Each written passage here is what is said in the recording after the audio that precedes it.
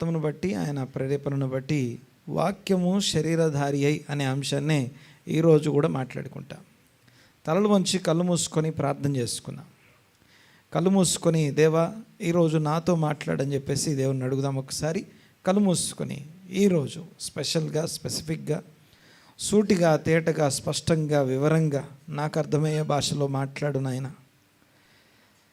మా పరమ తండ్రి మా దేవా, కృతజ్ఞతలు స్తుతులు స్తోత్రం స్తోత్రం స్తోత్రం నాయన, మీకు వందనాలు.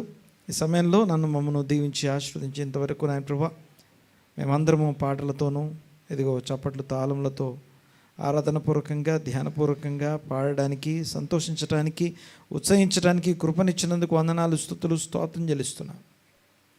ఏకీభవించిన ప్రతి ఒక్కరిని బట్టి మీకు వందనాలు స్తోత్రం నాయన. ఇదిగో ఇప్పుడు ఈ సమయంలో ఈ రోజుకి అవసరమైనటువంటి మాట దయచేయండి. వాక్యమును మాకు అనుగ్రహించమని వేడుకుంటున్నాం నాయన. నన్ను మమ్మను తృప్తిపరిచి ఇదిగో మమ్మల్ని ఆశీర్వదించే ప్రత్యేకమైనటువంటి వాక్య భాగం చేత నన్ను మమ్మను దర్శించమని ప్రార్థన చేస్తున్నాం. సమస్త ఘనత మహిమ ప్రభావం మీకు ఆరోపిస్తూ ఏకీవించిన వారందరినీ మీ ప్రస్తుత ఇప్పటి ఇదిగో ఈ క్షణపు వాక్య ప్రత్యక్షత చేత దర్శించమని, మార్చుకోవాల్సిన, నేర్చుకోవాల్సిన, అవలంబించాల్సిన సంగతుల చేతను, ఆదరించబడవలసినటువంటి విషయాలు ఇదిగో ఎక్కడ ఆదరణ అవసరమో అక్కడ ఆదరణ, ఎక్కడ నెమ్మది అవసరమో అక్కడ నెమ్మది ప్రతి ఒక్కరికి కలుగునట్లుగా ఇదిగో మీ స్పష్టమైన మాట చేత తృప్తిపరచమని ప్రార్థన చేస్తూ నజరేయుడైన యేసుక్రీస్తు నామమున ఈ ప్రార్థన అడిగి బ్రతిమాలి వినేంతో వేడుకొంచున్నాము తండ్రి, ఆమేన్. దేవునికి స్తోత్రం కలుగునుగాక. బైబిల్లో మత్తయి సువార్త, మార్కు సువార్త, లూకా సువార్త, యోహాను సువార్త, ఐదోది మనం సువార్త. ఓకే, మళ్ళీ చెప్పండి.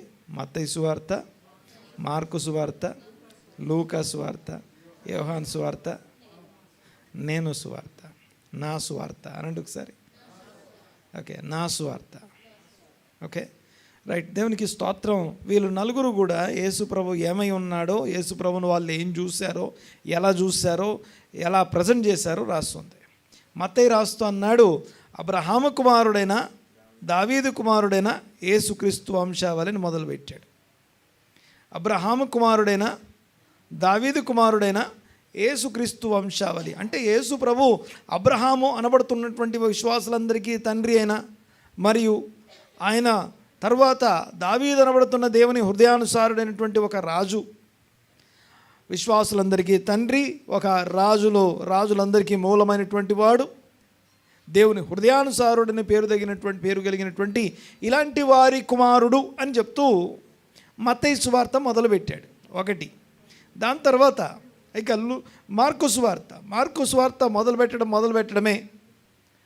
మార్కు సువార్త ఏమని మొదలైంది చూసారా?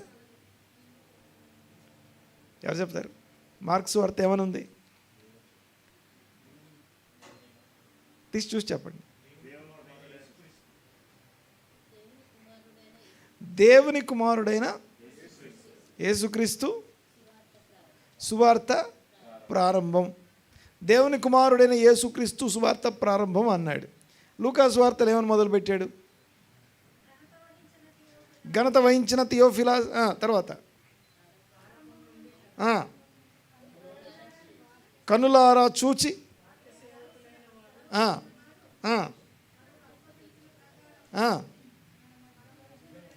మన మధ్యన నెరవేరిన కార్యములను గూర్చి వివరంగా వ్రాయుటకు నేను పూనుకున్నాను. ఆయన అనుభవించిన వాటిని, ఆయన చూసిన వాటిని, అనుభవించిన మధ్య సంభవించిన విషయాలను రాస్తున్నాడు. ఎవరు? లూకా. యోహాను లూకా. మత్తయి ఏమో అబ్రహాము కుమారుడైన దావీదు కుమారుడైన యేసుక్రీస్తు వంశావళి అని మొదలుపెట్టాడు సువార్త. మార్కు ఏమని మొదలుపెట్టాడు? దేవుని కుమారుడైన యేసుక్రీస్తు సువార్త ప్రారంభం అన్నాడు. తర్వాత లూకా ఏమన్నాడు? ఇదిగో మా మధ్య జరిగిన విషయాలన్నీ వివరంగా రాస్తున్నాం అన్నాడు. మరి యోహాను ఏమని మొదలుపెట్టాడు తెలుసా? యోహాను మొదలుపెట్టడమే ఇంకో లెవెల్లో మొదలుపెట్టాడు, ఇంకో స్థాయిలో మొదలుపెట్టాడు. ఆమేన్. చూడండి ఒకసారి. ఆది యందు వాక్యము. మళ్ళీ చెప్పండి. ఆది యందు వాక్యము, వాక్యము దేవుడై ఉండెను. ఆది యందు వాక్యం ఉండెను, వాక్యము దేవుని యొద్ద ఉండెను, వాక్యము దేవుడై ఉండెను. తర్వాత వచనం కూడా చదవండి. ఆయన ఆది యందు దేవుని యొద్ద ఉన్నాడు. తర్వాత సమస్తమును అన్ని ఆయన మూలముగా కలిగాయి. తర్వాత కలిగి ఉన్నది ఏదైనా సరే ఆయన లేకుండా కలగలేదు. తర్వాత ఆయనలో జీవం ఉన్నది, ఆ జీవము మనుషులకు వెలుగై ఉన్నది. ఆ వెలుగు చీకట్లో ప్రకాశిస్తున్నది కానీ చీకటి దాన్ని గ్రహింపకున్నది. చూడండి ఒకసారి ఈ ప్రజెంటేషన్ ఏ స్థాయిలో ఉందో. ఆది యందు వాక్యం ఉండెను, వాక్యము దేవుని యొద్ద ఉండెను, వాక్యము దేవుడై ఉండెను. ఆ వాక్యము ఆ దేవుడు, ఆ వాక్యము ఆ దేవుడు, వాక్య దేవుడు అనండి ఒకసారి. వాక్య దేవుడు అనండి ఒకసారి. ఓకే. ఈ వాక్యమై ఉన్నటువంటి ఈ దేవుడు ఎవరైతే ఉన్నారో ఆయనలో జీవం ఉన్నదట. ఆయనలో జీవం ఉన్నదట. ఆ జీవము లోకమునకు వెలుగై ఉన్నది. అంటే 4 పదాలని చూడండి ఒకసారి. వాక్యము, వాక్యము దేవుడు, వాక్యము దేవుడు, జీవము వెలుగు. 4 ఒకటే. మళ్ళీ చెప్పండి ఒకసారి. వాక్యము దేవుడు, జీవము వెలుగు. దేవుడు వాక్యమై ఉన్నాడు, దేవుడు జీవమై ఉన్నాడు, దేవుడు వెలుగై ఉన్నాడు. అయితే ఆ వెలుగు లోకంలోనికి వస్తూ ఉంది. ఆ వెలుగు చీకట్లో ప్రకాశిస్తుందట. చిన్న మాట మీకు జ్ఞాపకం చేస్తాను. ఒక ఉపమానం ఇది. ఈ ఉపమానం ఏదైతే ఉందో గమనించండి ఒకసారి. ఈ ఉపమానాన్ని అర్థం చేసుకోవడానికి ప్రయత్నం చేద్దాం. ఈ ఉపమానం ఏంటంటే, ఉపమానం అంటే ఉపమానమే, నిజంగా జరిగిందా లేదా తర్వాత సంగతి. కానీ ఉపమానం ఏం చేస్తుందంటే మనకు కొన్ని విషయాలు అర్థం కావడానికి హెల్ప్ చేస్తుంది. ఓకే. ఏ సృష్టి లేనప్పుడు, ఏది సృష్టించబడినప్పుడు దేవుడు రాజై ఉన్నాడు, దేవుని చిత్తం మాత్రమే అంతటా జరుగుతూ ఉంది. ఇప్పుడు సృష్టించబడింది కదా, ఈ సృష్టించబడిన కాలంలో కూడా ఏముంది అంటే దేవుని చిత్తం జరుగుతూ ఉంది. అంతా కూడా సమస్తంలో అనగా దేవుని యొక్క ఉద్దేశాలు నెరవేరుతూ ఉన్నాయి. ఒకవేళ ఇదంతా నాశనం అయిపోయి ఏది లేకుండా అయిపోయింది, అప్పుడు కూడా దేవుడు రాజై ఉంటాడు. ఆయన ఎప్పటికీ ఆయన ఎలా ఉన్నాడు అలాగే ఉంటాడు. నిన్న నేడు నిరంతరం ఏకరీతిగా ఉన్నాడు ఆయన. అంటే ఏమీ లేనప్పుడు ఆయన దేవుడై ఉన్నాడు, ఇప్పుడు అన్నీ ఉన్నప్పుడు దేవుడై ఉన్నాడు. మనం పోయిన తర్వాత, ఇదంతా పోయిన తర్వాత కూడా ఒకవేళ అప్పుడు కూడా ఆయన అలాగే ఉంటాడు. అలాంటి దేవుడు ఏది సృష్టించబడక ముందు ఒకరోజు ఒకానొక సమయంలో, ఒక పర్టికులర్ డే, ఒక సమయంలో ఆయన తన సభలో కూర్చున్నప్పుడు దేవుని మైండ్లో ఒక ఆలోచన వచ్చిందట. నేను ఉపమానం అన్నాను, ఉపమానంగానే చూడండి. యాక్చువల్గా ఇది నేను ఒక రచనల్లో నుంచి వచ్చినటువంటి ఉపమానాన్ని చెప్తున్నాను. ఈ ఉపమానం ఏంటంటే, ఏది లేనప్పుడే దేవుడు ఒక ఆలోచన, ఈవెన్ భూమిని ఆకాశాన్ని ఇవేవి సృష్టించక ముందే దేవుని మైండ్లో కలిగిన ఒక ఆలోచన. ఏంటి ఆలోచన అంటే, ఎక్కడ చూసినా ఎలా చూసినా దేవుని చిత్తమే జరుగుతూ ఉంది, దేవుడు అనుకున్నదే జరుగుతూ ఉంది. అలాంటి చోట దేవుడు అనుకున్నదే జరుగుతున్నటువంటి ఈ యొక్క దీని అంతట్లో దేవునికి ఒక ఆలోచన వచ్చింది. దేవుని చిత్తం జరగని స్థలం ఒకటి ఉంటే ఎలా ఉంటుంది అని. దేవుని చిత్తం జరగని ఒక చీకటి ప్రదేశం ఉంటే ఎలా ఉంటుంది, అంత వెలుగే ఉన్నప్పుడు ఒక చీకటి ఉంటే ఎలా ఉంటుంది అనిపించిందట. చూడండి ఒకసారి. అప్పుడు దేవుడు అన్నాడట, సడన్గా ఆ సమయంలో దేవుడు ఒక ప్రకటన చేశాడు సభలో. ఏమని ప్రకటన అంటే, నా మనస్సులో లేకపోతే నా ఆలోచనలో ఒక స్థలాన్ని చూస్తున్నాను, ఒక చీకటి ప్రాంతాన్ని చూస్తూ ఉన్నాను, ఒక చీకటి ప్రాంతాన్ని నేను చూస్తూ ఉన్నాను. ఆ చీకట్లో నా చిత్తం జరగట్లేదు. నా చిత్తం జరగని ఒక స్థలాన్ని, ఒక ప్రాంతాన్ని చూస్తూ ఉన్నాను, ఒక చీకటిని చూస్తూ ఉన్నాను. అయితే దేవుడు అన్నాడంట, ఆ చీకట్లోకి, నా చిత్తం జరగనటువంటి స్థలంలోకి వెళ్ళి నా చిత్తం నెరవేర్చే వాళ్ళు ఎవరైనా ఉన్నారా అని అడిగాడట. ప్రశ్న అర్థమైంది కదా. దేవుని మైండ్లో ఏది మనుషులు ఎవరు లేరు అప్పటికీ. ఈవెన్ భూమి ఆకాశాలు కూడా సృష్టించబడని సమయంలో అది. అలాంటి టైంలో దేవుడు అన్నాడట, నా మైండ్లో ఒక ఒక చీకటి, ఒక ప్రాంతం, నా చిత్తం జరగని స్థలం ఒకటి కనిపిస్తూ ఉంది. ఆ స్థలానికి వెళ్ళి నా చిత్తం చేసేవాళ్ళు ఎవరైనా ఉన్నారా అని అడిగాడట.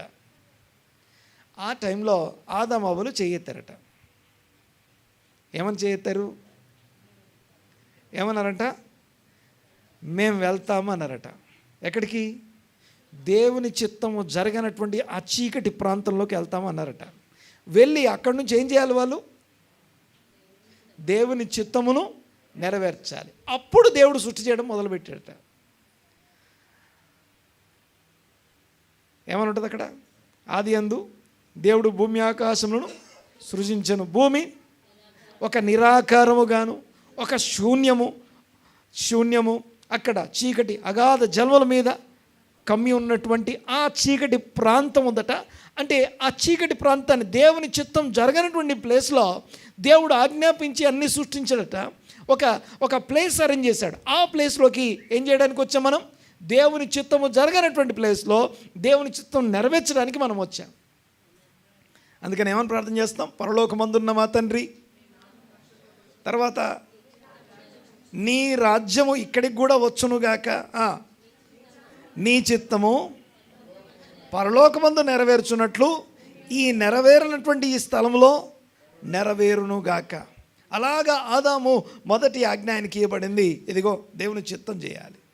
అలాంటి ఈ యొక్క లోకములో చీకటిలోనికి ఆ వెలుగు, జీవపు వెలుగు ప్రసరిస్తూ ఉందట, ప్రకాశిస్తుందట. చీకటి దాన్ని గ్రహింపకున్నది అని రాస్తుంది.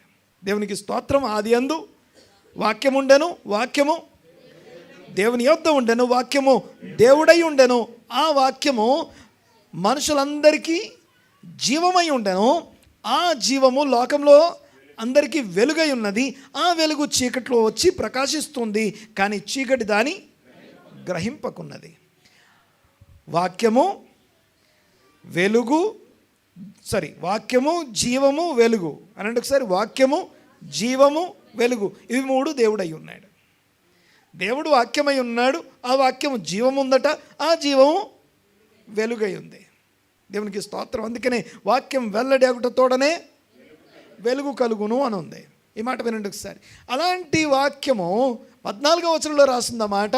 ఇప్పుడు చూడండి ఒకసారి 14వ వచనంలో, యోహాను సువార్త 1వ అధ్యాయం 14వ వచనం ఏం రాసింది అక్కడ? ఆ వాక్యము శరీరధారి అయి కృపా సత్య సంపూర్ణుడుగా మన మధ్య నివసించను. కృపా సత్య సంపూర్ణుడుగా మన మధ్య నివసించను. దేవునికి స్తోత్రం కలుగునుగాక. ఆమెన్. నేను ఏదైనా గాక అన్నప్పుడు ఆమెన్ అనాలి, హల్లెలూయా అన్నప్పుడు అనాలి, మర్చిపోకండి. చెప్పండి ఒకసారి. అది ఎందు వాక్యం ఉండను, వాక్యము దేవుని యొద్ద ఉండను, వాక్యము దేవుడై ఉండెను. తర్వాత ఆ వాక్యంలో జీవం ఉండను, ఆ జీవము లోకంలోనికి వచ్చు ప్రతి మనిషిని వెలిగిస్తూ ఉంది. అయితే ఆ చీకటిలో ప్రకాశిస్తున్నటువంటి ఆ వెలుగు, ఆ చీకటి దాని గ్రహింపకున్నది. ఆ వాక్యము, ఆ జీవము, ఆ వెలుగు శరీరము ధరించుకొని మన మధ్యలో కృపాసత్య సంపూర్ణుడుగా నివసించను. డ్వెల్ట్ అమాంగ్ అస్, మన మధ్యలోకి వచ్చి సంచరించాడట. ఒక్కసారి ఈ మాటను జాగ్రత్తగా వినండి ఒకసారి.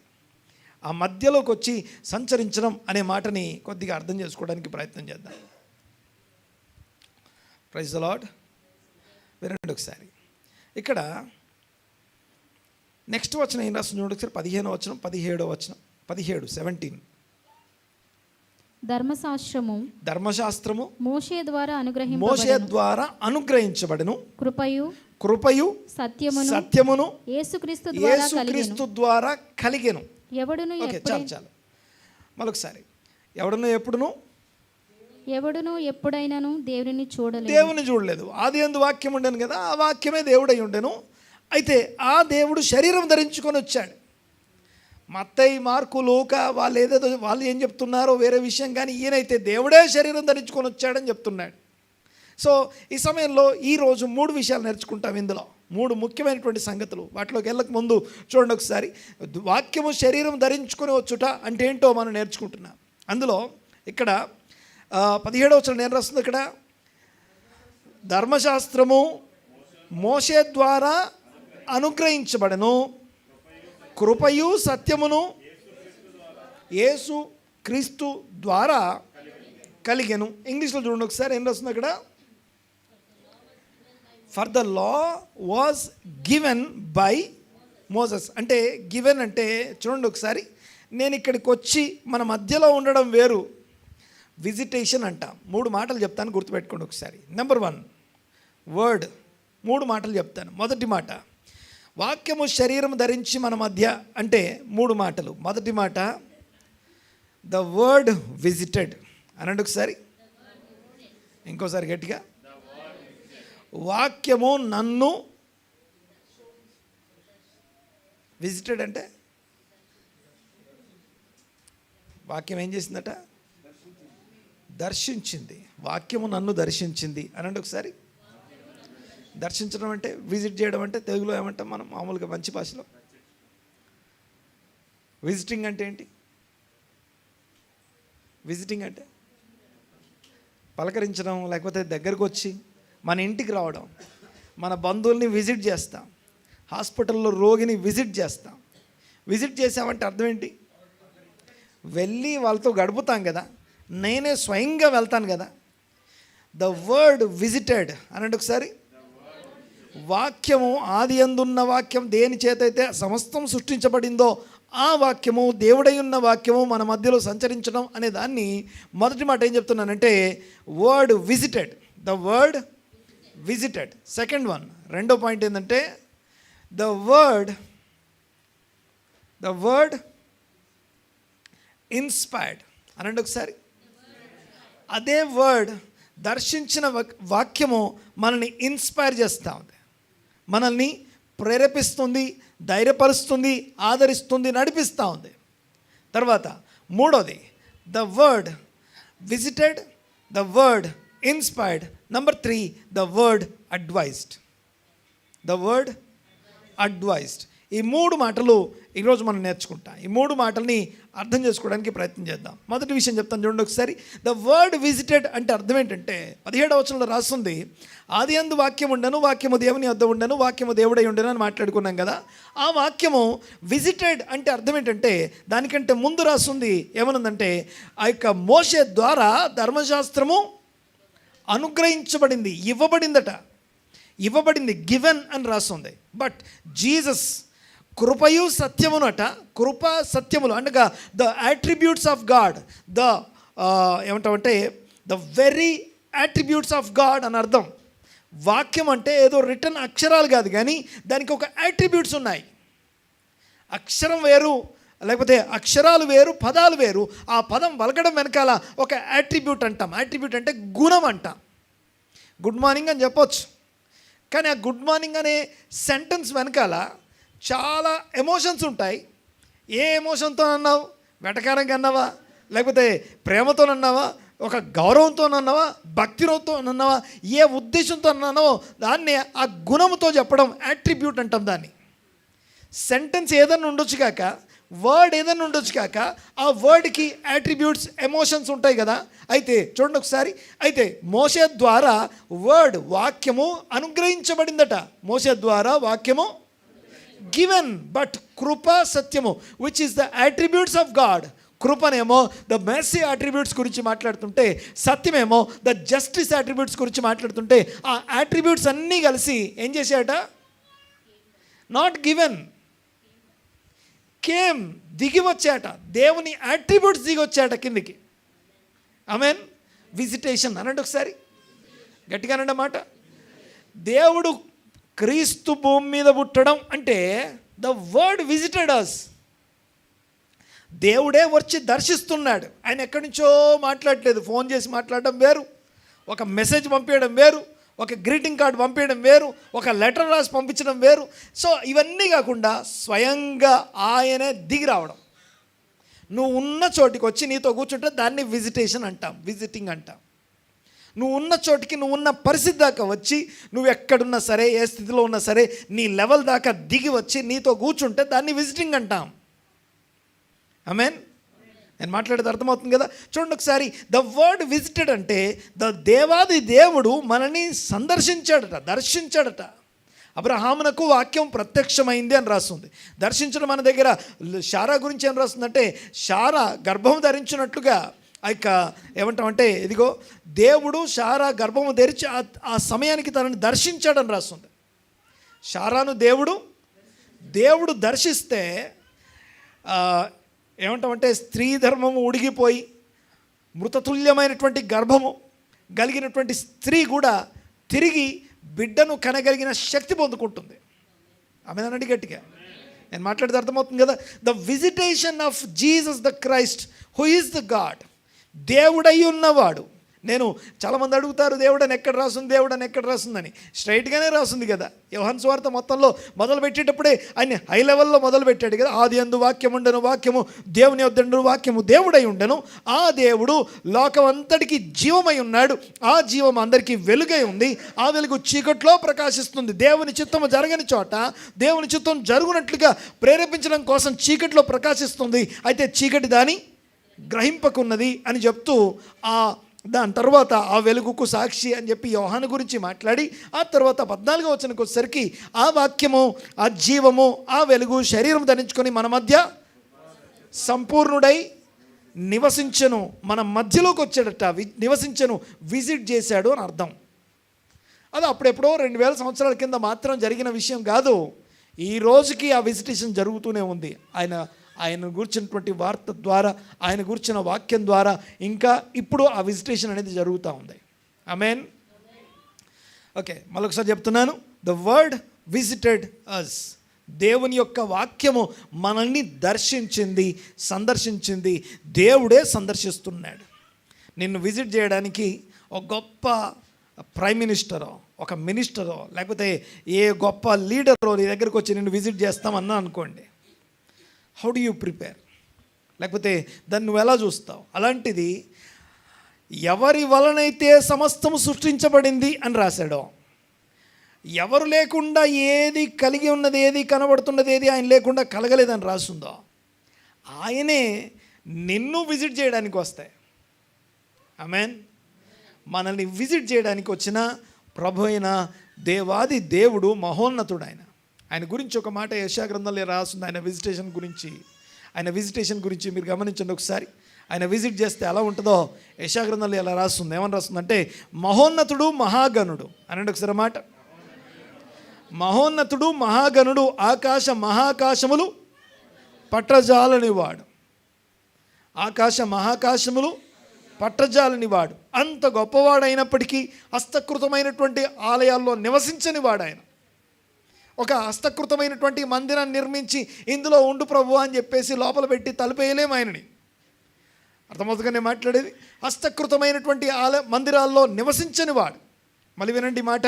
ఆకాశ మహాకాశములు పట్టజాలని వాడు. కానీ ఆయనట నలిగిన మనస్సు, విరిగిన మనస్సు కలిగిన వారికి, నలిగిన హృదయం గల వారికి ఆసన్నుడు. వారి దగ్గరికి వచ్చి వారిని ఆదరించుటకు, ఉజ్జీవింపజేయుటకు ఆయన వారికి సమీపముగా వారిని విజిట్ చేస్తున్నాడట.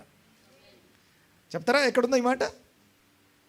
పాస్టర్ గారు దయచేసి అలాంటి ప్రశ్నలు మాత్రం అడగండి. క్రిస్మస్ రోజు, పండగ రోజన్నా ప్రశ్న అడగండి పాస్టర్ గారు.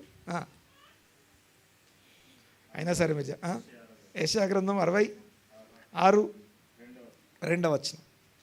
అది కాదు, అది కూడా 66:2 చదవండి. చదివేసి గట్టిగా. ఎస్,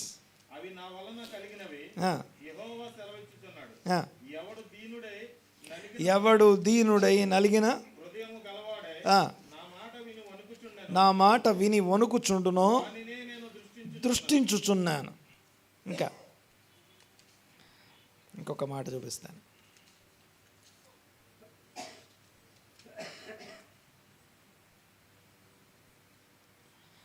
మహోన్నతుడు మహాగణుడు అనే మాట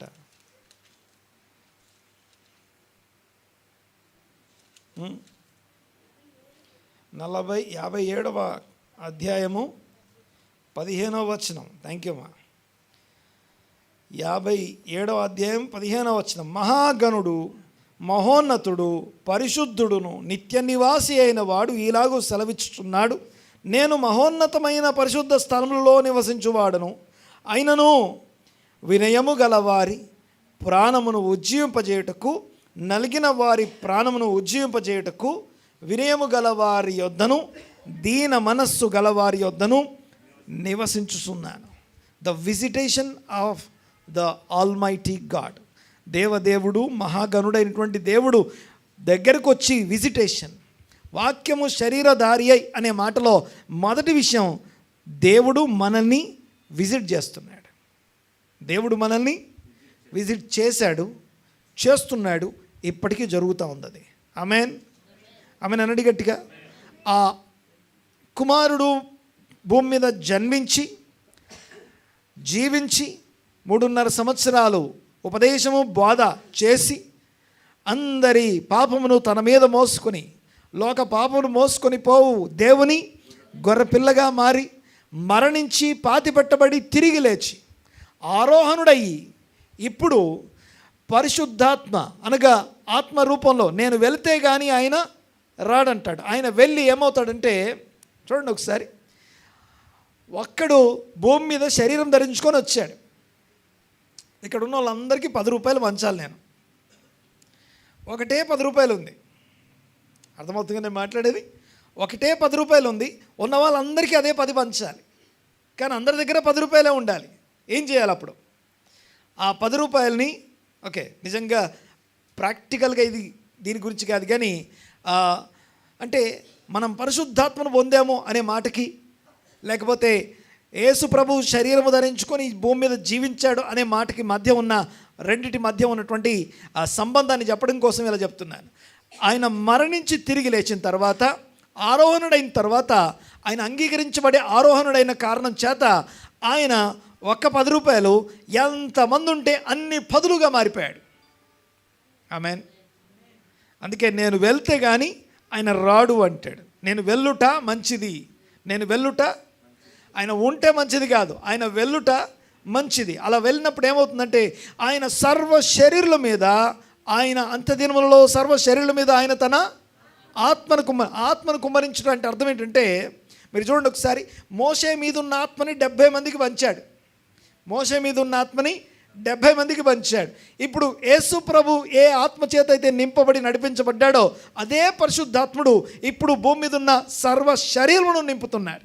అందరూ బాప్తిసం తీసుకొని యేసుక్రీస్తుని అంగీకరించి దేవుని తట్టు తిరిగారో వారందరూ ఆత్మను పొందుకుంటున్నారు. అనగా విజిటేషన్ కిందకి వస్తున్నాం. ఆ శరీరధారి అయిన యేసుక్రీస్తును మనం మన జీవితాల్లో కలిగి ఉంటున్నాం. దేవునికి స్తోత్రం, హల్లెలూయా. తర్వాత రెండో విషయం ఏం చెప్పాను నేను? Word visited. రెండోది వర్డ్ ఇన్స్పైర్డ్. ఇన్స్పైర్ చేస్తూ ఉంది. ఇన్స్పిరేషన్ అనగా ప్రేరేపిస్తూ ఉంది, బలపరుస్తూ ఉంది, మనల్ని సిద్ధపరుస్తూ ఉంది. ఇదే వాక్యము బలంగా కొంతమందిని బలమైనటువంటి సేవకులుగాను లేదా ఈవెన్ హతసాక్షులుగా మారేంత వరకు,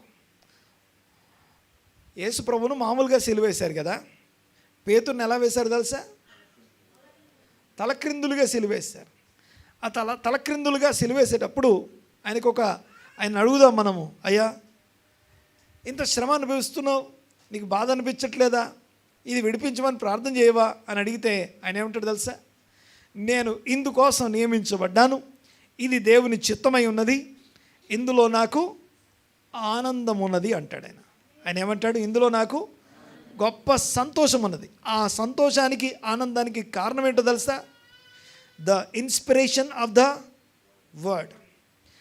శరీరము ధరించుకొని భూమి మీదకి వచ్చిన యేసయ్య ఒకటి నన్ను దర్శిస్తున్నాడు, పర్సనల్గా విజిట్ చేస్తున్నాడు.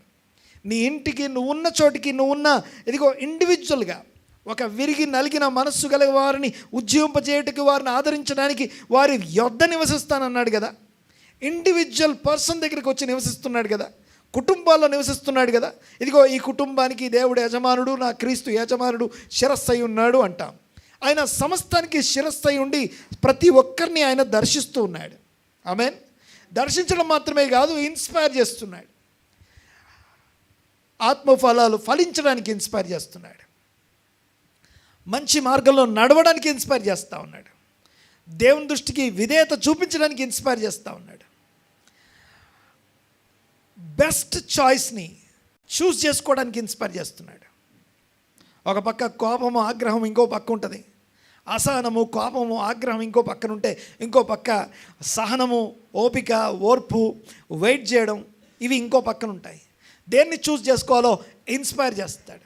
ఇదిగో దీన్ని చూస్ చేసుకోమని, వెయిట్ అపాన్ ద లార్డ్, దేవుని బట్టి ఎదురు చూడమని ఆ యొక్క ఇన్స్పిరేషన్ కలుగుతూ ఉంది.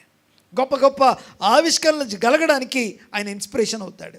ఆయన జ్ఞానమై ఉన్నాడు అని చెప్పి సామెతల గ్రంథంలో రాయబడి ఉంటుంది. ఆ జ్ఞానమైన వాడు ఉపదేశమైన వాడు ఆయన ఏం చేస్తున్నాడంటే ఇదిగో ఆయన ప్రతి ఒక్కరిని కూడా ఇన్స్పైర్ చేస్తూ ఉన్నాడు. God the word visited, second one the word inspired.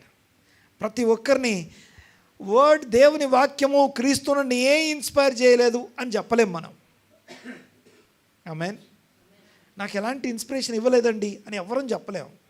You know బాగా ఏడుస్తూ బాధలో ఉన్నప్పుడు నీకేమన్నా ఆదరణ కలిగింది అంటే, అత్యంత లోయెస్ట్ సిచ్యువేషన్లో నీ పరిస్థితిలో ఉన్నప్పుడు నువ్వు ఏదైనా ఆదరణ పొందుకున్నావంటే it is just because of his visitation and inspiration. ఆమేన్.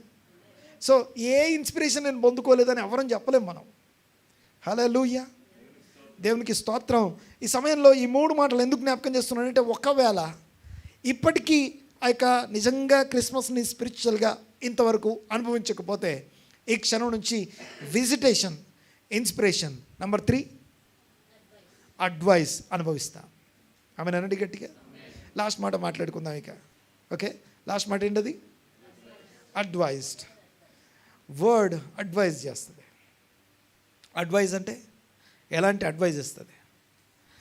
నువ్వు ఎట్లా నడవాలో ఏం చేయాలో దేవుని వాక్యము నా త్రోవలకు వెలుగై ఉన్నది, నా పాదములకు దీపమై ఉన్నది. త్రోవలకు వెలుగు, పాదములకు దీపము. మొత్తం చీకట్లోనే మనం ఉన్నది. ఇందాక చెప్పాను కదా, దేవుని చిత్తం జరగని ప్రాంతంలో మనం జీవిస్తున్నాం. దేవుని చిత్తం చేయకుండా ఉండడానికి ఉన్న అనేకమైన ప్రేరేపణల మధ్యలో దేవుని చిత్తం నెరవేర్చడం కోసం అవసరమైనటువంటి దేవుని ఆత్మ ప్రేరేపణ లోపల కలిగి జీవిస్తున్నాం మనం. అందుకే ఈ లోక మర్యాదను అనుసరింపక, ఈ లోక మాలిన్యము మీ కంటక, పితృపారంపర్యమైన మీ వ్యర్థ ప్రవర్తనను విడిచిపెట్టి అంటాడు. దేవునికి స్తోత్రం కలుగునుగాక. సో అవన్నీ విడిచిపెట్టి వాటన్నిటికీ సంబంధం లేకుండా ఒక ప్రేరేపణ దొరుకుతూ ఉంది. ఆ ప్రేరేపణలో నడవడం కోసం మనకు అవసరమైనటువంటి అడ్వైస్ దొరుకుతూ ఉంది. దేవునికి స్తోత్రం కలుగునుగాక. దేవుని వాక్యము రూట్ మ్యాప్ ఏమి ఇవ్వదు నీకు. అడ్వైజ్ అంటే, ఆయన అడ్వైజ్ అనేది రూట్ మ్యాప్ కాదు. రూట్ మ్యాప్ అంటే మొత్తం ఇచ్చేసి ఇంకా నువ్వు వెళ్తూ ఉండు, ఇంకా మళ్ళీ నీతో అవసరం లేదు అని చెప్పే పరిస్థితి ఉండదు. అనుక్షణం ఆయన మీద డిపెండ్ అవ్వాల్సిందే. హల్లెలూయా. ఫుట్ ల్యాంపా హెడ్ ల్యాంపా? ఫుట్ ల్యాంపా హెడ్ ల్యాంపా? ఎవరన్నా ల్యాంప్ని హెడ్కి పెట్టుకుంటారా, ఫుట్కి పెట్టుకుంటారా? మీ కాళ్ళకి ల్యాంప్ కట్టుకొని నడిచారు ఎప్పుడన్నా? ఏమవుద్ది? దీనికి తేడా ఏంటి? హెడ్ ల్యాంప్ అంటే ఎందుకు? ఏమవుద్ది? హెడ్ ల్యాంప్ పెట్టుకుంటే ఏమవుతుంది? తలకీడ లైట్ పెట్టుకుంటే ఏమవుద్ది? ఎందుకంటే మనం ఏమైనా చేయాలంటే చూడాలి. మనం చూడాలంటే చూసేదానికి దగ్గరలో లైట్ ఉండాలి. నేను ఏది చూడాలో లైట్ అక్కడ పడితే దాన్ని చూడగలను. కానీ ఇక్కడ దేవుని వాక్యం చేత అడ్వైజ్ ఎక్కడ దొరుకుద్ది, ఎలా దొరుకుద్ది అంటే, it is not by sight. కంటి చూపును బట్టి మనకి అడ్వైజ్ దొరకదు. నెక్స్ట్ స్టెప్ ఎక్కడ వేయాలో అంత మాత్రమే అడ్వైజ్ దొరుకుద్ది. ఆమేన్. ఎంతమందికి అర్థమైందో? దేవుని వాక్యము త్రోవలకు వెలుగు, పాదములకు, తలకి కాదు, కళ్ళకి దీపం కాదు. ఎక్కడ దీపం? Foot lamp. ఫుట్ ల్యాంప్ అంటే అర్థమైందంటే ఈ అడుగు తీసి నెక్స్ట్ అడుగు ఎక్కడ వేయాలో చెప్తుంది. దేవుడు 20 సంవత్సరాల క్రింద, దాదాపు 25 ఏళ్ల కింద, 25 years బ్యాక్ నాకు ఒక వాక్యం ఇచ్చి పరిచర్యకు పిలిచాడు. ఒక్కసారి జ్ఞాపకం చేస్తుంది చూడండి ఒకసారి. ఏంటా వాక్యం? 1 తిమోతి పత్రిక 2వ అధ్యాయం 4వ వచనం. 1 తిమోతి పత్రిక 2వ అధ్యాయం 4వ వచనం. ఈ వాక్యాన్ని ఆ రోజు నుంచి ఈ రోజు దాకా నేను విడిచిపెట్టలేదు, ఆ వాక్యం నన్ను విడిచిపెట్టలేదు. ఏంటా వాక్యం? మనుషులందరూ రక్షణ పొంది అనండి ఒకసారి మాట. మనుషులందరూ రక్షణ పొందాలి. సో అందరూ రక్షణ పొందాలి ఒకటి. రెండోది ఏంటి చెప్పాలి ఒకసారి గట్టిగా? సత్యమును గూర్చిన అనుభవ జ్ఞానం, unto the practical knowledge of the truth. సత్యమును కూర్చిన జ్ఞానం కాదు, సత్యమును అనుభవపూర్వకంగా నువ్వేమైనా నేర్చుకుంటే దాన్ని జ్ఞానం అంటాం. Not just knowledge, practical knowledge of the truth. ఇవి రెండు దేవుని యొక్క బలమైన జీల్, ప్యాషన్, కోరిక. ఎవరి కోరిక ఇది? దేవుని ఏమన్నది అక్కడ? దేవుని ఇచ్చ అనండి ఒకసారి. God desires all men to be saved. దేవుడు ఇచ్చయించుచున్నాడు. ఇచ్చ అంటాం. ఇచ్చ అంటే ఆయన ఆశ. ఎవరి ఆశ అది? ఓకే, దేవుడు తన ఆశని నాకు నేర్పించాడు, నాకు చూపించాడు. అప్పుడు నేను బయలుదేరాను, ఇదిగో దేవుని ఆశ. అందుకనే జాన్ మిషన్ అని పెట్టి కింద ఏమన్నట్టు తెలుసా? ఉందా ఇక్కడ? లేదు, సారీ. జైన్ మిషన్ కింద ఏం రాసి ఉంటుంది తెలుసా? A mission with the zeal of God's will.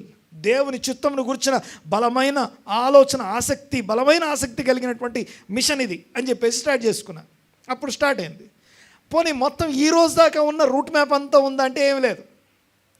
ఇప్పుడు కూడా చేసే పని అదే. ప్రతిరోజు ప్రతి క్షణం అందరికి చెప్పేది ఒకటి, ఇదిగో రక్షణ పొందావు కదా, నువ్వు రక్షించబడ్డావు కదా, నెక్స్ట్ ఏం చేయాలి?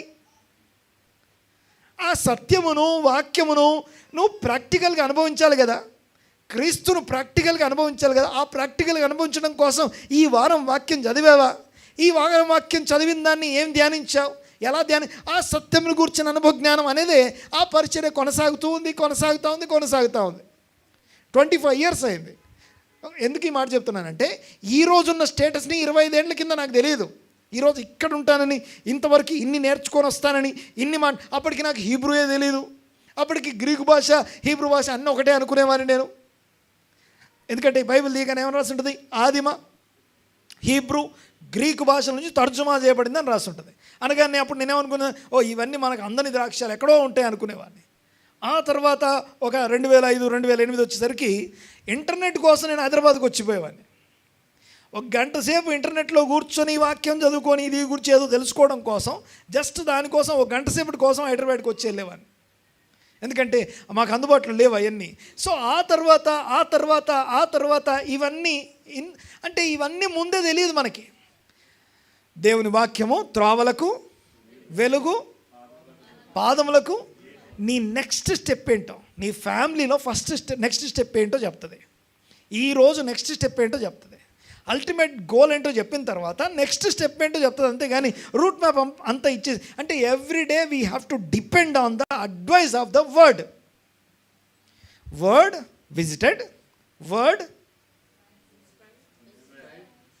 వర్డ్ ఇన్స్పైర్డ్, మూడోది అడ్వైస్. ఇప్పటికి కూడా ఆ వర్డ్ యొక్క అడ్వైస్ని ఈ 3 నువ్వు అనుభవించకపోతే వాక్యము శరీరం ధరించుకోవడాన్ని ఇంకా అనుభవించలేదన్నమాట. మహోన్నతుడు, మహాగణుడు నీ దగ్గరకు వచ్చేప్పుడన్నా కూర్చున్నాడా? ఆయన ఎవరి దగ్గర కూర్చుంటారని రాసింది?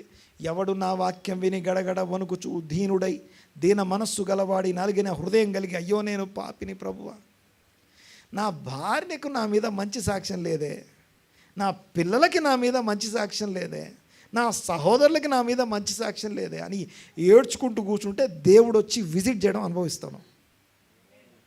ఓకే, దేవుని వాక్యం విని గడగడ వణుకుతూ కూర్చుంటూ చూసినా అప్పుడు ఆయన విజిటేషన్ అనుభవిస్తాం. దేవునికి స్తోత్రం. వాక్యం శరీరం ధరించుకోవడాన్ని అనుభవిస్తాము. తర్వాత ఆ విజిటేషన్ తర్వాత నెక్స్ట్ ఏంటి? ఇన్స్పిరేషన్. నువ్వు ఏమై ఉన్నావో, ఎవరెవరు ఏ పొజిషన్లో ఉన్నారో, ఎక్కడున్నారో ప్రతి ఒక్కరిని దేవుడు ఇన్స్పైర్ చేస్తున్నాడు. ఆమెన్. ఇన్స్పైర్ చేయడం మాత్రమే కాదు, మూడోది ఏం చెప్పాను? అడ్వైస్. నెక్స్ట్ స్టెప్ ఎక్కడేయాలో అడ్వైజ్ ఇస్తాడు.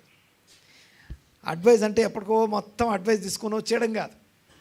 ఓకే, ఇప్పుడు ఏం చేయమంటావయ్యా, నెక్స్ట్ ఏం చేయాలి. సరే, చివరిగా ఆ అడ్వైస్, ఆ యొక్క పాదములకు దీపమును అనుభవించినటువంటి ఆ మహాజ్ఞానులను పరిచయం చేస్తాను. వీళ్ళని జ్ఞానులు అంటారా, పిచ్చోళ్ళు అంటారా? మనం ఏమంటాం తెలుసా? మనకి బైబిల్ ఏమైనా రాస్తుంది? వీళ్ళని వైజ్ జ్ఞానులు, మహాజ్ఞానులు అని రాస్తుంది. కానీ యాక్చువల్గా పిచ్చివాళ్ళు. ఎలా పిచ్చివాళ్ళు తెలుసా? ఈ లోకం దృష్టిలో పిచ్చివాళ్ళు. ఆమేన్. ఈ లోకం దృష్టిలో పిచ్చివాళ్ళు. ఎందుకు తెలుసా? ఏం చూసి వచ్చారట వీళ్ళు? అనేక వేలాది వేల కోట్ల నక్షత్రాలు ఉంటే అందులో ఒక నక్షత్రం చూసి బయలుదేరారట. అలా ఎవరన్నా వచ్చి మీ దగ్గర చెప్తే వాట్ యూ సే? సేమ్ అదే కదా. కానీ వాళ్ళు జ్ఞానులట. బాగా వినాలి సార్. ఈ లోక జ్ఞానము దేవుని దృష్టికి వెర్రితనం. ఓకే, ఈ లోక జ్ఞానం దేవుడు, మీరు పిచ్చోళ్ళని దేవుడు అంటాడు, మనం పిచ్చోళ్ళని దేవుడు అంటాడు. సో దైవిక జ్ఞానం పొందుకున్న వాళ్ళేమో బైబిల్ ఏమన్నా రాసింది వాళ్ళ గురించి? జ్ఞానంలోన ఆ నక్షత్రాన్ని పట్టుకొని బయలుదేరారు. ఆ నక్షత్రం ఎప్పుడు వెలుగుద్ది మరి? ఆ నక్షత్రపు వెలుగు, నక్షత్రపు యొక్క దాన్ని చూస్తూ దాన్ని పట్టుకొని దారి చూపిస్తూ ఉంటే ఆ దారి పట్టుకొని నక్షత్రం దారి చూపిస్తే ఇక్కడ దాకా వచ్చారా? ఎవరు దారి చూపించారు నీకు? నక్షత్రం వెలుగు నీకు పడిందా? నీకు పర్టికులర్గా ఇదిగో ఈ వెలుగే నక్షత్రం వెలుగని తెలుస్తుందా నీకు? ఇన్ని నక్షత్రాల్లో ఇంకోటి, నక్షత్రాలు ఎప్పుడు వస్తాయి అంటే వీళ్ళు జర్నీ ఎప్పుడు చేసేవాళ్ళు? పగలు పడుకోవాలి, రాత్రి ప్రయాణం చేయాలి. అయితే ఈ నక్షత్రం ఏం చేస్తుందంటే ఎక్కడ అడుగు వేయాలో అక్కడికే చూపిస్తుంది. అది ఆధారపడే వానికి మాత్రమే అడ్వైజ్ అది. ఆమేన్. ఆయన నీ మీద దృష్టి ఉంచి నీకు ఆలోచన చెప్తాడని రాసి ఉంటుంది. తన అతిక్రమలకు పరిహారం నొందినవాడు ధన్యుడు, తన పాపములకు ప్రాయశ్చిత్తం నొందినవాడు ధన్యుడు అని చెప్పిన తర్వాత కిందికి వచ్చిన తర్వాత అదే అధ్యాయంలో 32వ కీర్తనలో చివరిలో మాట్లాడితే ఏమంటే నీ మీద దృష్టి ఉంచి నీకు ఆలోచన చెప్తాను.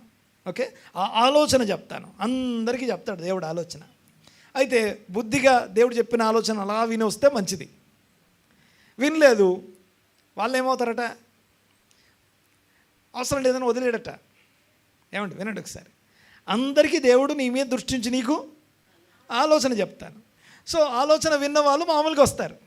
మరి వినని వాళ్ళ పరిస్థితి ఏంటి? బుద్ధి జ్ఞానం లేని గుర్రముల వలనను కంచర గాడిదల వలన ఉండకుడి. ఎందుకంటే అవి నీ యొద్దకు తీసుకొని రాబడినట్లు వాటి ముక్కుకు వారు కళ్ళం వేసి లాగుతాం కదా, అప్పుడు కొంచెం నొప్పేసి వస్తాం. ఓకే, విన్నా ఆయన మార్గంలో నడుస్తాం, వినకపోయినా నడవడం మాత్రం ఆయన మార్గం గ్యారెంటీ. నొప్పి లేకుండా జాగ్రత్తగా నడుస్తామా, నొప్పి అయిన తర్వాత నడుస్తామా అనే తర్వాత విషయం. అది మన చేతుల్లో ఉంది. నేను మాట్లాడితే అర్థమైంది కదా, మీ వాక్యంలో ఉంది. మన బైబిల్లోనే, మీ బైబిల్లోనే రాసింది, 32వ కీర్తనలో ఉంది. చదవండి ఒకసారి. విననోళ్ళు వీళ్ళు వదిలేటే దేవుడు వాళ్ళని ఎలాగన్నా వినేటట్టు చేస్తాడు. విన్న వాళ్ళని ఆయన మీద దృష్టి ఉంచి ఆలోచన చెప్తాడు. వినని వాళ్ళు కొంచెం కళ్ళము వారు ముక్కు కొంచెం తాడేసి లాగి లోపరిచి తీసుకొచ్చి జాగ్రత్త చేసి అప్పుడు మళ్ళీ అదే దారిలో నడుస్తాం. మళ్ళీ తర్వాత వింటాం. అంతే. తేడా ఏంటంటే మార్గం మాత్రం ఒకటే. ఇప్పుడు డైరెక్ట్గా మంచిగా వింటే ఒకటి, లేకపోతే కష్టంగా వింటాం అంతే. ఓకే, దేవునికి స్తోత్రం. మరి వీళ్ళ ప్రయాణాన్ని ఒక్కసారి మీకు జ్ఞాపకం చేసి ముగిస్తాను. వారి ప్రయాణం చూడండి ఒకసారి. రాత్రిపూట మాత్రం ప్రయాణం చేయాలి. పగలేం చేయాలి? పగలు పడుకోవాలి. ఎందుకంటే నక్షత్రం వెలుగు చూపించదుగా. పగలు పడుకొని రాత్రి ప్రయాణం చేస్తున్నారు. ఆ ప్రయాణం ఎలా ఉంటుందంటే ఆ వెలుగును గుర్తుపట్టాలి. ఇదిగో ఇదే ఆ వెలుగు అని గుర్తుపట్టాలి. నక్షత్రాన్ని గుర్తుపట్టాలి ఫస్ట్. ఇదిగో ఇది ఆ నక్షత్రం అని గుర్తుపట్టాలి. ఆ నక్షత్రం వెలుగును చూస్తూ చూస్తూ చూస్తూ ప్రయాణం చేయాలి. ఈ సైంటిఫిక్గా తీసుకునే విషయం అస్సలు కాదు. సైంటిఫిక్గా ఎవడో ఒకడు ఏదో చూసి ఆ కాలంలో ఒక నక్షత్రం అలా రాలిపోయిందంటే అది కామన్, నార్మల్ అని చెప్తారు. అలా నార్మలే. అయితే బైబిల్లో ఏం రాస్తుంది? అది అయిపోయిన తర్వాత అక్కడెక్కడో పడిపోయింది, తోకచుక్క రాలిపోయిందని చెప్తారు. రాలిపోయిన తర్వాత మళ్ళీ లేచి మళ్ళీ రాలుతుందా? చూడండి ఒకసారి. ఏం జరిగిందంటే వీళ్ళని ఆ ఇంటి దాకా వచ్చేదాకా దారి తీసుకొచ్చి వదిలిపెట్టిందట. ఎవరు? నక్షత్రం. దేవుడు వీళ్ళతో మాట్లాడినట్టు ఎక్కడ లేదు. నక్షత్రం మాట్లాడుతుంది వాళ్ళతో. నక్షత్రం చూపిస్తుంది వాళ్ళకి. అంటే ఇక్కడ యాక్చువల్గా అయితే అది వేరే సబ్జెక్ట్, లేకపోతే వేరే కంటెంట్. అది ఎలాంటి కంటెంట్ అంటే ఒక్కొక్కరికి ఒక్కొక్క రకమైన విధానంలో చూపించబడింది. ఆ యొక్క యాజకులు లేకపోతే ఆ యొక్క గొర్రెలు కాసుకునే వాళ్ళకేమో దేవదూత డైరెక్ట్గా ప్రత్యక్షమైంది. వీళ్ళకేమో వీళ్ళకున్న జ్ఞానమును బట్టి, ఆత్మీయ జ్ఞానాన్ని బట్టి ఆ యొక్క ఏమంటామంటే నక్షత్రం కనిపిస్తుంది. నక్షత్రం నడిపిస్తుంది వాళ్ళని. సరే, అలా నడిపిస్తున్నటువంటి సందర్భంలో వాళ్ళు ఒక దగ్గరికి వచ్చిన తర్వాత, ఎక్కడికి వచ్చాం ఇప్పుడు? యూదుల రాజు కోసం వచ్చాం కదా. యూదా దేశానికి వచ్చిన తర్వాత ఎక్కడికి వెళ్ళాలి మరి? లెఫ్టా రైటా అనే దగ్గర లెఫ్ట్ తీసుకోవాల్సిన దగ్గర వీళ్ళు రైట్ తీసుకున్నారు. ఓకే, ఎక్కడ పోయారు ఇప్పుడు? హేరోదు రాజు దగ్గర పోయారు. అక్కడ పోయి అక్కడంతా మొత్తానికి ప్రాపగండ చేశారు. మొత్తానికి ఇదిగో యూదులకు రాజు పుట్టిన వాడు ఎక్కడ అని అక్కడ అడుగుతారు. రైట్ పర్సన్ని రాంగ్ ప్లేస్లో వెతుకుతున్నా. వెతుకుతున్నటువంటి పర్సన్ కరెక్టే కానీ అడ్రస్ రాంగ్ అడ్రస్లో పర్సన్ ఎత్తుకుంటున్నా. చివరికి ఏమైంది అక్కడ? సో అక్కడ కొంచెం గలిబిలి. తర్వాత మొత్తానికి అక్కడి నుంచి బయటకు వచ్చిన తర్వాత మీరు ఎలా వచ్చారు, ఎందుకు వచ్చారంటే ఇలా నక్షత్రం చూసి వచ్చామంటే, సరే మీరు అక్కడ ఉన్న వాళ్ళని అడిగితే వాళ్ళు చెప్పారట యూదా బెత్లెహేము ఎఫ్రతా అని చెప్పి, ఎఫ్రతాలో ఉన్నటువంటి బెత్లెహేంలోనే పుడతాడని చెప్పిన తర్వాత సో దాన్ని పట్టుకొని బయలుదేరి వాళ్ళు బయటికి రాగానే మళ్ళీ ఆ నక్షత్రం కనపడ్డప్పుడు ఏమని రాస్తుంది అక్కడ? వారు ఆ నక్షత్రమును చూచి, వెరీ గుడ్, బాగా గుర్తుంది. మళ్ళీ అనండి ఒకసారి మాట, వారు ఆ నక్షత్రమును చూచి. మరి ఇన్ని రోజులు ఏమైంది? ఇప్పుడు అంటే నీకు దారి తొలగి ఎవరో ఏదో విని అటు ఇటు తొలగిపోతూ ఉంటాం. అటు విని ఇటు విని ఎటు పడితే అటు పోయి వస్తాం. కానీ మళ్ళీ వచ్చేసరికి ఆ నక్షత్రపు వాక్యం, ఆ వాక్యం వెలుగు అడ్వైజ్ ఇచ్చే నెక్స్ట్ స్టెప్ వేసే ఆ వెలుగు నీకు కనిపించగానే అత్యానంద భరితుడవుతావు. వారు ఆ నక్షత్రమును చూసి, ఓకే తోకచుక్క అయితే అన్నే రాలిపోయాయి, అక్కడే పడిపోయింది కదా, మళ్ళీ ఒకసారి ఎందుకు కనపడుతుంది? వారు ఆ నక్షత్రం అంటే నడిపించే నక్షత్రాన్ని చూసి ఇదిగో అత్యానంద భరితులైరి అని రాస్తుంది. అత్యానంద భరితులై వారు ప్రయాణం చేస్తుంటే వాళ్ళు ఆ ఇంటి దాకా వచ్చేదాకా అది నడిపించిందట. దేవునికి స్తోత్రం కలుగునుగాక. హల్లెలూయా. కొంచెం ఎక్సైట్ అవ్వండి కొద్దిగా. ఓ మంచి విషయం చెప్పినప్పుడు, ఓ మంచి అద్భుతమైనటువంటి విషయం లోపల ఆనందపడతాం మేము, లోపల ఆరాధన చేసుకుంటాం కాకుండా కొంచెం పైకి దేవునికి స్తోత్రం చెల్లిద్దాం ఒకసారి. హల్లెలూయా, హల్లెలూయా. దేవుని యొక్క అడ్వైస్, దేవుని యొక్క నడిపింపు ఈ రోజుకి నేను నడిపిస్తూ ఉంది. ఆ నక్షత్రము అన్న దగ్గర నేను మీకు జ్ఞాపకం చేస్తాను. వాక్యం చెప్తా ఉంది, బుద్ధిమంతుడిని నక్షత్రాలతో పోలుస్తున్నాడు. ఎవరా నక్షత్రాలు? ఓకే, ఎవరా ఇప్పుడున్న నక్షత్రాలు? స్టార్స్ అంటే ఇంటి మీద పెట్టుకునే స్టార్స్ కాదు, ఇంట్లో ఉన్న స్టార్స్ గురించి మాట్లాడుతున్నాను. ఓకే, మన లోకంలో రెండు స్టార్లు ఉన్నాయి, 2 స్టార్లు ఉన్నారు. ఏది? సూపర్ స్టార్, మెగాస్టార్, వాళ్ళ గురించి కాదు నేను మాట్లాడేది. చూడండి ఒకసారి, ఎవరు స్టార్లు? బైబిల్ స్టార్ల గురించి మాట్లాడుతున్నాను. ఒక స్టార్ ఎవరంటే బుద్ధిమంతులు, నీతిమంతులు. అనండి ఒకసారి. బుద్ధిమంతులైన వారు, నీతిమంతులైన వారు ఆకాశంలో నక్షత్రాల వలె ఉంటారు. వీళ్ళు జ్యోతుల్లాగా ఉంటారు, వెలిగిస్తూ నడిపిస్తూ ఉంటారు. 1, 2, సెకండ్ వన్, యేసు ప్రభు చేతిలో నక్షత్రాలు ఉన్నాయి. ఎవరైతే వాక్యము శరీరధారి అని మాట్లాడుకున్నామో ఆయన చేతిలో నక్షత్రాలు ఎవరు తెలుసా? ఆ నక్షత్రం ఏంటో తెలుసా? ఎవరండి? సంఘ దూతలు, సంఘ కాపరులు, సంఘాన్ని నడిపించే సేవకులు నక్షత్రాలు. దేవునికి స్తోత్రం. హల్లెలూయా. నేను మాట్లాడితే అర్థమవుతుంది కదా. ఎఫెసు, స్ముర్న, తుయతైర, ఈ సంఘాల్లో సంఘానికి లెటర్ రాయలా. లెటర్ ఎవరికి? సంఘపు దూతకి. ఆ దూతలు ఎవరు?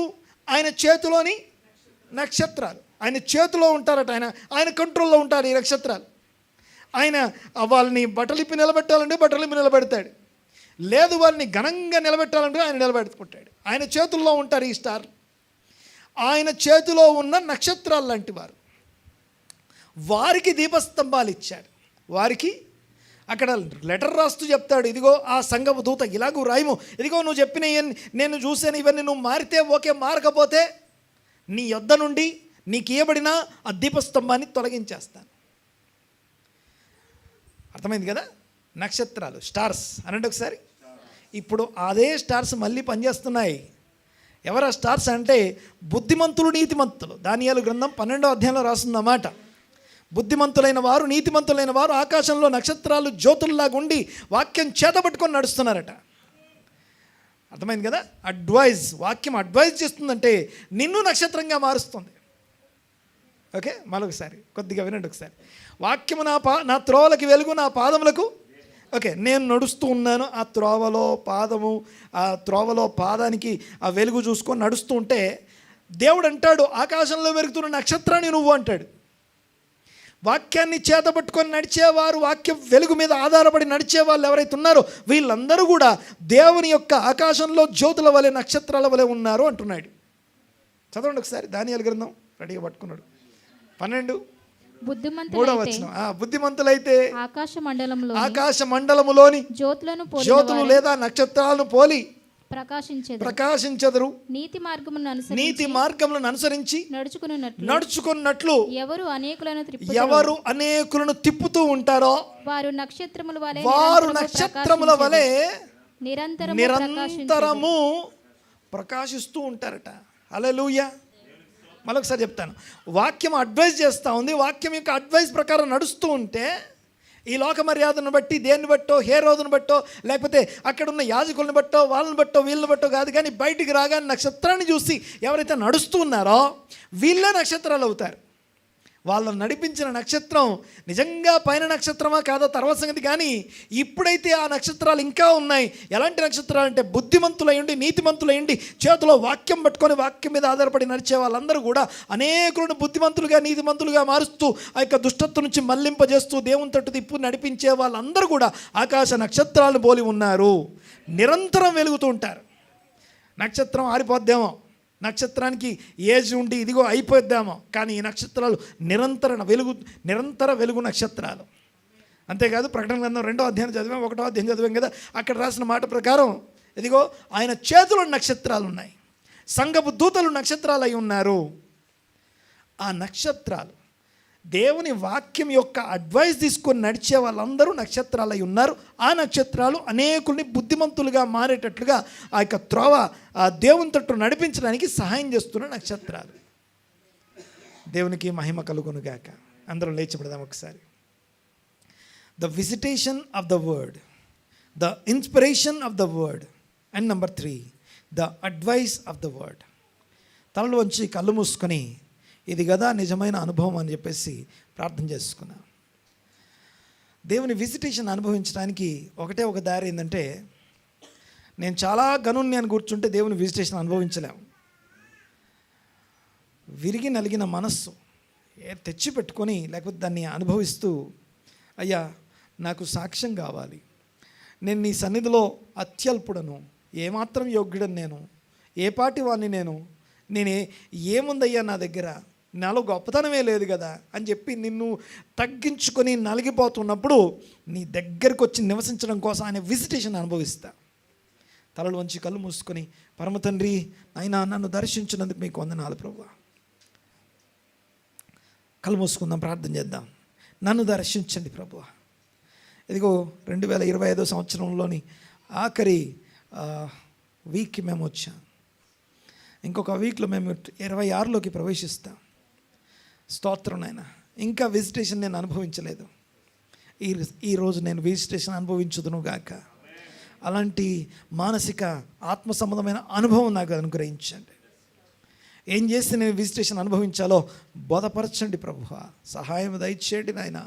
Thank you lord. వందనాలు, స్తుతులు, స్తోత్రం స్తోత్రం స్తోత్రము స్తోత్రం చెల్లిస్తున్నా. ఘనమైన దేవా, గొప్ప తండ్రి, మీకే వందనాలు. 2 చేతులు పైకెత్తుదాం ఒక్కసారి. చేతులు అరచేయి మీ వైపు తిరిగి ఉండాలి, అరచేయి మన వైపు ఉండాలి. తలలు వంచి ప్రార్థన చేసుకుందాం. పరమ తండ్రి వందనాలు, స్తోత్రం నాయన. మీ మహిమ ప్రకాశము మా మీద ఉదయించునుగాక, మేము దాన్ని గ్రహించుదుముగాక. మాలోని ఏ చీకటి ఏరియా అయితే మీ వెలుగు గ్రహించిన ఏరియా ఉందో ఇప్పుడే వెలుగు చేత నింపబడునుగాక, జీవపు వెలుగు చేత నింపబడునుగాక. ఆ డెడ్ ఏరియా క్రీస్తు గొప్ప నామమున పునరుత్థాన శక్తి చేత నింపబడునుగాక. స్తోత్రం స్తోత్రం స్తోత్రం నాయన, మీకు వందనాలు. మీ సన్నిధిని బట్టి, మీ కృపను బట్టి, మీ కనికరాన్ని బట్టి వందనాలు చెల్లిస్తున్నాం. కృపయు సత్యము ఇదిగో క్రీస్తు యేసు ద్వారా విజిట్ చేసిందన్న మాటను బట్టి మీకు వందనాలు. వాక్యమైతే ఇదిగో అక్షరాలు ఏవైతే మోషే ద్వారా ఇవ్వబడ్డాయి, కానీ అట్రిబ్యూట్స్ ఇదిగో క్రీస్తు ద్వారా మమ్మను దర్శించాయి అన్న మాటను బట్టి, విజిటేషన్ బట్టి మీకు వందనాలు. ఆ విజిటేషన్ మేము అనుభవించుదుముగాక. ఇన్స్పిరేషన్ కోసం ప్రార్థన చేస్తున్నాను నేను. ఆత్మఫలాలు ఫలించున్నట్లుగా సరైన, మీ దృష్టికి ఇష్టమైన, మీ చిత్తము జరిగించే, మీ దృష్టికి హృదయానుసారుడని, ఇదిగో భూమి మీద మిక్కిలి సాత్వికుడని, ఇదిగో భూమి మీద మంచి పేరుతో, ఇదిగో మీ పేరుతో, ఇదిగో మీకు ఇష్టమైన పేరుతో మేమందరం పిలువబడినట్లుగా దేవా మీ ఇన్స్పిరేషన్ మాకు దయచేయండి. అలాగే మీ అడ్వైస్ కోసం ప్రార్థన చేస్తున్నా. మీ అడ్వైస్ మాకు అనుగ్రహించమని వేడుకుంటూ ఘనత మహిమ ప్రభావం మీకు ఆరోపిస్తూ నజరేయుడైన యేసుక్రీస్తు గొప్ప నామన స్తుతించి ఆరాధించి మీ నామాన్ని గొప్ప చేస్తూ ఈ ప్రార్థన అడిగి బ్రతిమాలి వినయంతో వేడుకొంచున్నాము తండ్రి. ఆమేన్ ఆమేన్.